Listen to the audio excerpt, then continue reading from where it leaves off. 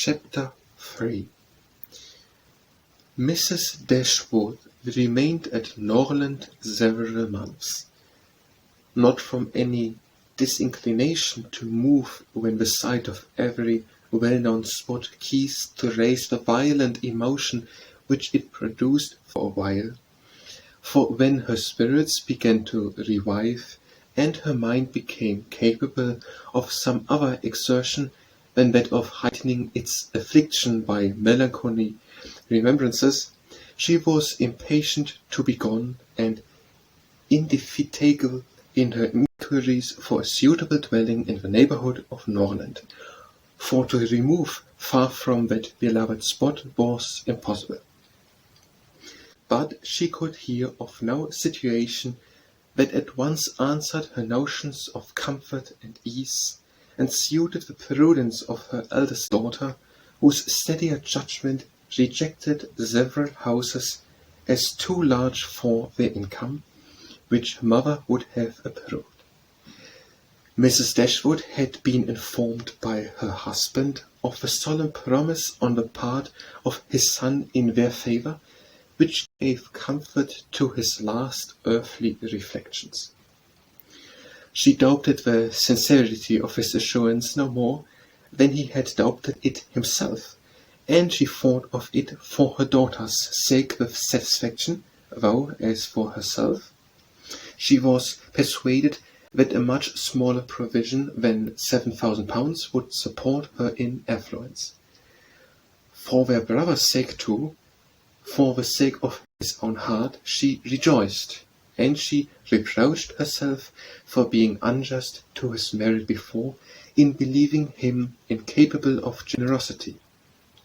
His attentive behaviour to herself and his sisters convinced her that their welfare was dear to him, and, for a long time, she firmly relied on the liberality of his intentions.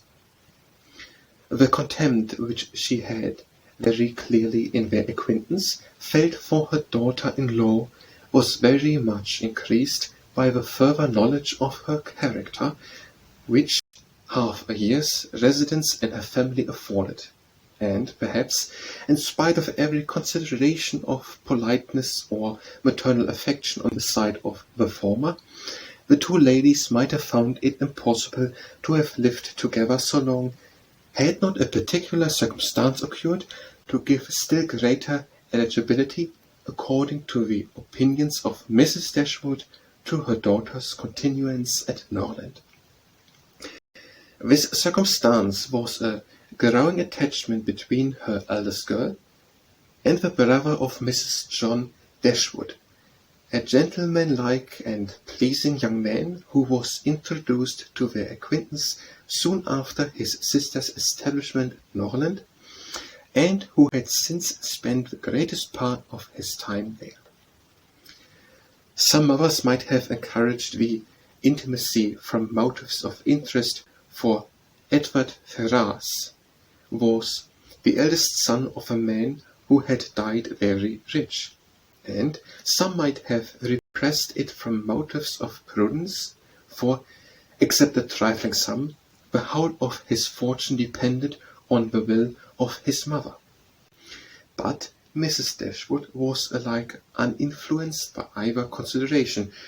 It was enough for her that he appeared to be amiable, that he loved her daughter, and that Elinor returned to partiality. It was contrary to every doctrine of hers that difference of fortune should keep any couple asunder who were attracted by resemblance of disposition, and that Elinor's marriage should not be acknowledged by every one who knew her, was to her comprehension impossible.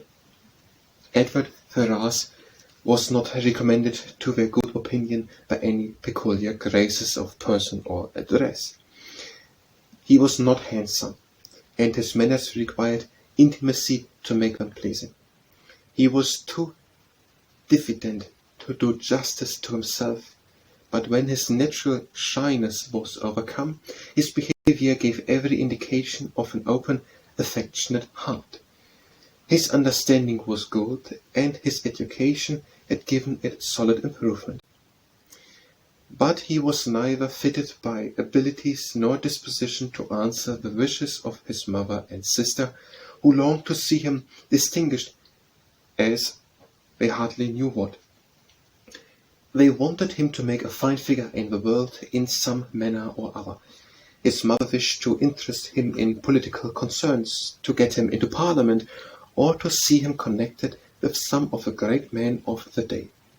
Mrs. John Dashwood wished it likewise, but in the meanwhile, till one of these superior blessings could be attained, it would have quieted her ambition to see him driving a barouche. But Edward had no turn for great men or barouches. All his wishes centred in domestic comfort and the quiet of private life.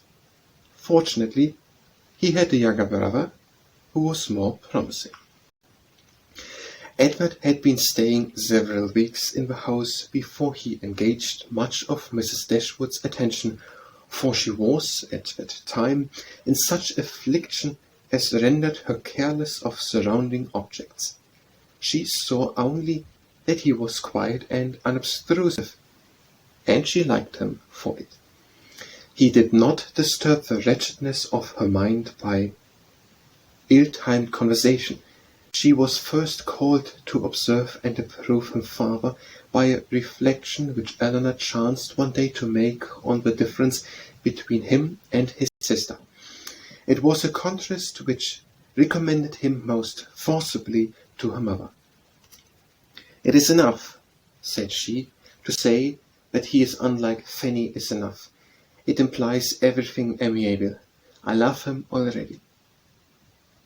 "I think you will like him," said Eleanor, "when you know more of him."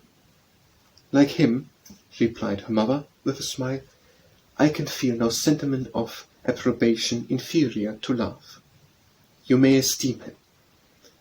I have never yet known what it was to separate esteem and love."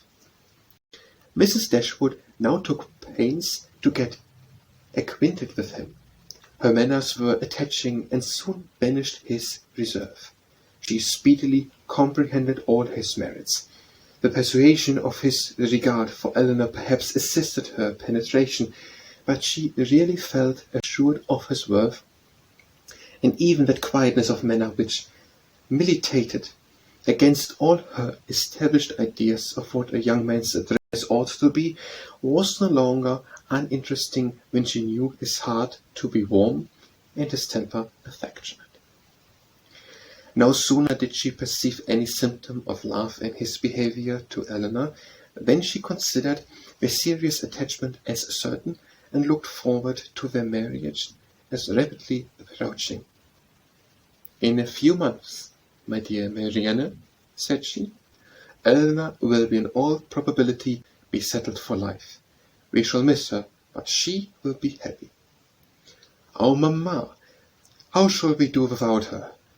"My love, it will be scarcely a separation. We shall live within a few miles of each other, and shall meet every day of our lives. You will gain a brother, a real affectionate brother. I have the highest opinion in the world of Edward's heart. But you look grave, Marianne. Do you disapprove your sister's choice?" "Perhaps," said Marianne, "I may consider it with some surprise. Edward is very amiable, and I love him tenderly, but yet he is not the kind of young man. There is something wanting. His figure is not striking. It has none of that grace which I should expect in the man who would seriously attach my sister. His eyes want all that spirit, that fire, which at once announce virtue and intelligence. And besides all this, I am afraid, mamma, he has no real taste. Music seems scarcely to attract him, and though he admires Eleanor's drawings very much, it is not the admiration of a person who can understand their worth. It is evident, in spite of his frequent attention to her while she draws, that in fact he knows nothing of the matter. He admires as a lover, not as a connoisseur. To satisfy me, those characters must be united. I could not be happy with a man whose taste did not in every point coincide with my own. He must enter into all my feelings, The same books, the same music must charm us both. Oh, mamma, how spiritless, how tame was Edward's manner in reading to us last night. I felt for my sister most severely, yet she bore it with so much composure she seemed scarcely to notice it. I could hardly keep my seat to hear those beautiful lines which have frequently almost driven me wild, pronounced with such impenetrable calmness, such dreadful indifference. He would certainly have done more justice to simple and elegant prose. I thought so at the time. But you would give him Cooper? Nay, mamma, if he is not to be animated by Cooper, but we must allow for difference of taste. Eleanor has not my feelings, and therefore she may overlook it, and be happy with him. But it would have broke my heart had I loved him to hear him read with so little sensibility. Mamma, the more I know of the world, the more I am convinced that I shall never see a man whom I can really love. I require so much. He must have all Edward's virtues, and his person and manners must ornament his goodness with every possible charm. Remember, my love, that you are not 17. It is yet too early in life to despair of such an happiness. Why should you be less fortunate than your mother? In one circumstance only, my Marianne, may your destiny be different from hers.